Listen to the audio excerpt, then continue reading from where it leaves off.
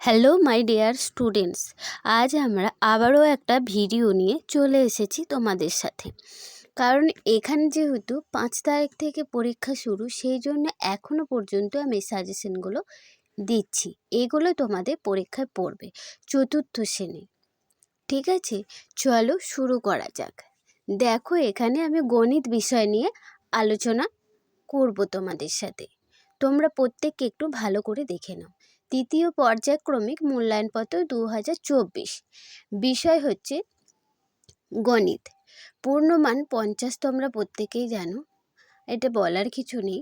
আর চতুর্থ শ্রেণী, বিদ্যালয়ের নাম লিখে নেবে, সময় 1 ঘন্টা, ছাত্রছাত্রী তোমাদের নিজে নিজে নাম লিখে নেবে, আর এদিকে লিখে নেবে রোল নাম্বার। চলো দেখো কি বলেছে। 1 নাম্বার, বন্ধনীর সঠিক উত্তরে দাগ দাও। 4টি করতে বলেছি। দুটি সংখ্যা সাধারণ গুণনীয়ক 1 হলে তাদের মৌলিক আর বিজোড় সংখ্যা বলা হয়।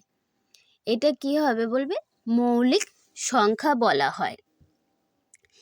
যে ত্রিভুজের 3টি বাহুর দৈর্ঘ্য আলাদা তাকে বিষমবাহু বা সমদ্বিবাহু ত্রিভুজ বলে। বিষমবাহু ত্রিভুজ বলে।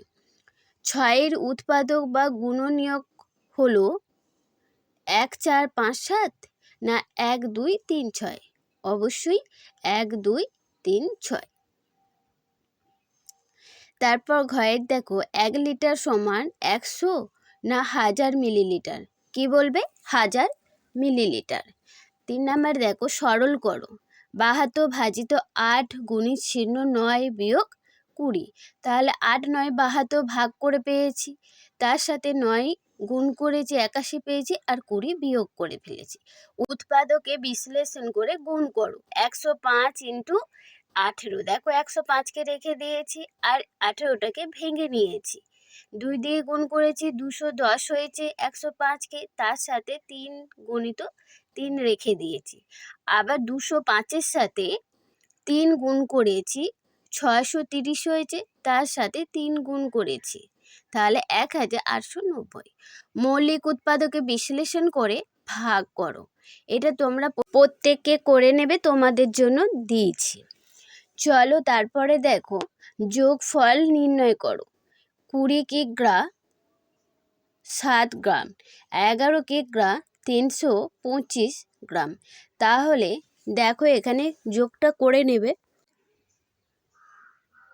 332 গ্রাম, আর এদিকে 1 আর এদিকে 3, তাহলে 31 কিগ্রা 332 গ্রাম। এদিকে বিয়োগ করে নেবে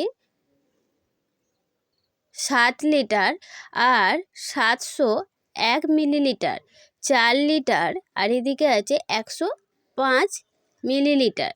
তাহলে এটা বিয়োগ করে নেবে। 5 কয় দিতে 11, 6 দিতে হাতে থাকে 1, নিচে 1 আছে, তার মানে 9, 1 কয় দিতে 10, 9 দিতে হাতে থাকে 1, 1 আর 1-এ যোগ করে নেবে, তারপর বিয়োগ করবে। 2 কয় দিতে 7, 5 দিতে, তাহলে 596 মিলিলিটার হয়ে গেছে। তারপরে এদিকে আছে দেখো, 4 কয় দিতে 7, 3 দিতে 3 লিটার 596 মিলিলিটার। 6 নাম্বার দেখো, নিচের অঙ্কগুলি সমাধান করো। আজ বাড়িতে দাদু ও দিদা এসেছে। দাদু 5 প্যাকেট ফুলঝুরি এনেছেন। প্রতি প্যাকেটে 12টি করে ফুলঝুরি আছে। ওই 5টি প্যাকেটে মোট ফুলঝুরি আমরা 4 ভাই বোন সমানভাবে ভাগ করে নেব। আমরা প্রত্যেককে কতগুলি ফুলঝুরি নেব? তাহলে দেখো, 12-র সাথে 5 গুণ করে নেবে, 5 12 60 দিয়ে ভাগ করবে। দেখো আমরা পেয়েছি 15, 4 15 60, তাহলে প্রত্যেককে 15টি করে ফুলঝুরি পাবো। হয়টা দেখো, পার্থ একটা সাইকেল কিনবে, তাই সে প্রতিদিন 12 টাকা করে মাটির ভাড়ে জমা করে। 1 জানুয়ারি থেকে 31 জানুয়ারি অবধি পর্যন্ত মোট কত টাকা জমাতে পেরেছে সেটা হিসাব করতে হবে। এটা গুণ করলে বেরিয়ে যাবে, তাহলে 372 টাকা জমাতে পেরেছে। গয়েরটা দেখো, আমার দিদিমা বাজার থেকে 2টি তরমুজ এনেছে। একটি তরমুজে ওজন 4 কিগ্রা 600 গ্রাম, অন্যটির ওজন 3 কিগ্রা 200 গ্রাম। দিদিমা মোট কত ওজনে তরমুজ এনেছেন? তাহলে যোগ করে নাও, 4 কিগ্রা 600 গ্রাম আর 3 কিগ্রা 200 গ্রাম। তাহলে হবে 0 নেমে যাবে, আর 2 আর 6 8, আর এদিকে হবে 3 আর 4 7, 7 কিগ্রা 800 গ্রাম। দিদিমা 7 কিগ্রা 800 গ্রাম ওজনে তরমুজ এনেছেন। ঘরেরটা দেখো, মালদার এক আমবাগানে 5175টি আম গাছ আছে। প্রতি সারিতে সমান সংখ্যক আম গাছ আছে। মোট সারির সংখ্যা 25 হলে প্রতি সারিতে কতগুলি আম গাছ আছে হিসাব করি। তাহলে এটা তোমরা প্রত্যেককে ভাগ করে দেবে। দেখো 25 দুগুণে 50, তারপরে একটা নামিয়ে দিয়েছি, 7টা নামিয়ে দিয়েছি, আর একটা সংখ্যা ওটার জন্য শূন্য তুলে দিয়েছি।